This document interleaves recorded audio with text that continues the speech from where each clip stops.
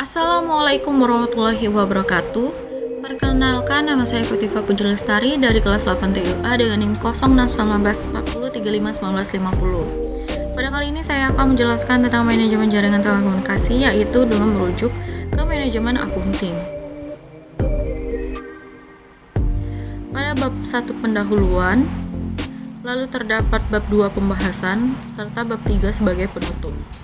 Pada bab pertama yaitu terbagi menjadi 5, yaitu pertama latar belakang, yang dimana latar belakang manajemen akunting adalah suatu bidang dalam manajemen yang mengkhususkan diri dalam pengelolaan informasi keuangan suatu organisasi.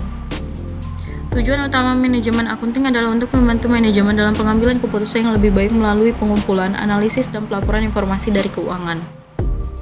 Yang kedua adalah capaian pembelajaran umum, yang dimana mahasiswa dapat memahami prinsip akuntansi standar yang berlaku. Yang kedua adalah mahasiswa dapat memahami konsep dasar manajemen akunting dan pengambilan keputusan.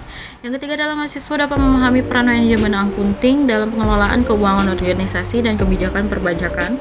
Dan yang terakhir adalah mahasiswa dapat menganalisis dan mengevaluasi kinerja keuangan organisasi serta memberikan rekomendasi untuk suatu perbaikan.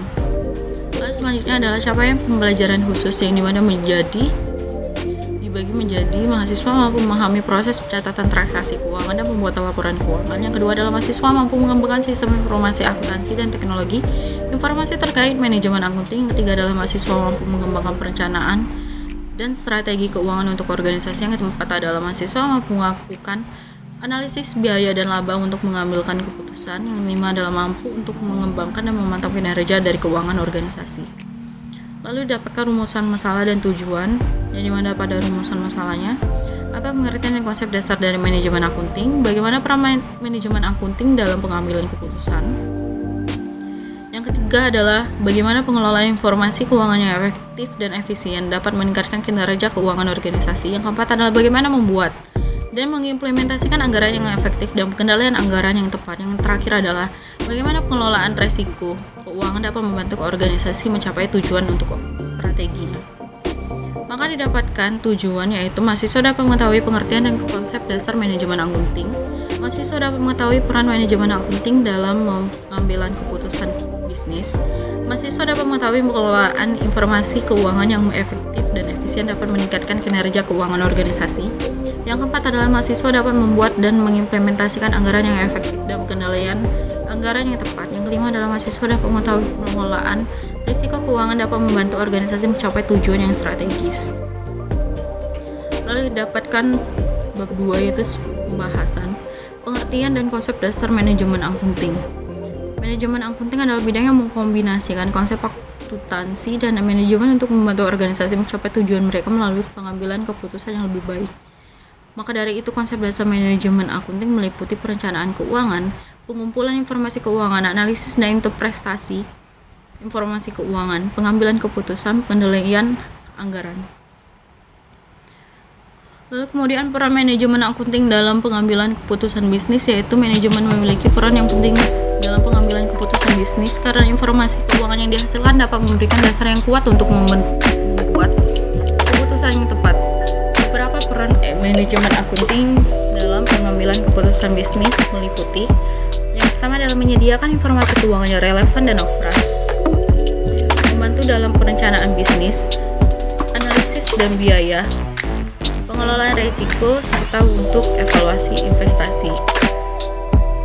Lalu berikutnya, pengelolaan informasi keuangan yang meningkatkan kinerja keuangan organisasi adalah dapat membantu meningkatkan kinerja keuangan organisasi dengan beberapa cara, diantaranya adalah membantu dalam pengambilan keputusan yang lebih baik, memperbaiki efisiensi operasi, mengoptimalkan penggunaan sumber daya keuangan, serta untuk meningkatkan akuntabilitas dan meningkatkan kepatuhan pada pengendalian internal. Lalu untuk mengimplementasikan anggaran yang efektif dan pengendalian anggaran yang tepat adalah berikut ini merupakan langkah-langkahnya. Yang pertama adalah membuat rencana anggaran yang realistis dan terukur. Yang kedua adalah melakukan perencanaan cash flow yang baik. Yang ketiga adalah mengalokasikan anggaran yang tepat. Yang keempat adalah memantau dan mengevaluasi kinerja pada anggaran. Yang kelima adalah menerapkan pengendalian anggaran pada yang efektif. adalah menggunakan sistem akuntansi yang akurat. Yang ketujuh adalah membangun budaya yang akuntabilitas. Sehingga didapatkan kesimpulan adalah manajemen akunting merupakan bagian penting dalam pengelolaan keuangan suatu organisasi. Dalam praktiknya, manajemen akunting berperan dalam menyediakan informasi keuangan yang akurat dan relevan untuk pengambilan keputusan bisnis yang lebih baik. Dalam mengimplementasikannya, manajemen akunting, organisasi harus memperhatikan konsep dasar manajemen akunting seperti pengumpulan, pengolahan, dan pelaporan informasi keuangan yang tepat dan waktu yang akurat. Lalu didapatkan saran yang mana mendapatkan contoh kasus yang nyata studi kasus untuk memperjelas penerapan teknik dan metode pada manajemen gangguan dalam lingkungan manajemen jaringan. Yang kedua adalah memperkuat budaya manajemen akunting di seluruh tingkat organisasi dengan melibatkan anggota organisasi dalam pengelolaan keuangan. Yang ketiga adalah memperkuatkan sistem pengendalian internal untuk meningkatkan kualitas dan akurasi informasi dari keuangan. Serta yang terakhir adalah lakukan pemantauan dan evaluasi secara berkala terhadap pelaksanaan anggaran untuk memastikan efektivitas dan efisiensi pengelolaan keuangan dari organisasi tersebut. Sekian yang dapat saya sampaikan. Maaf apabila ada salah kata. Wabillahi taufiq wal hidayah. Wassalamualaikum warahmatullahi wabarakatuh.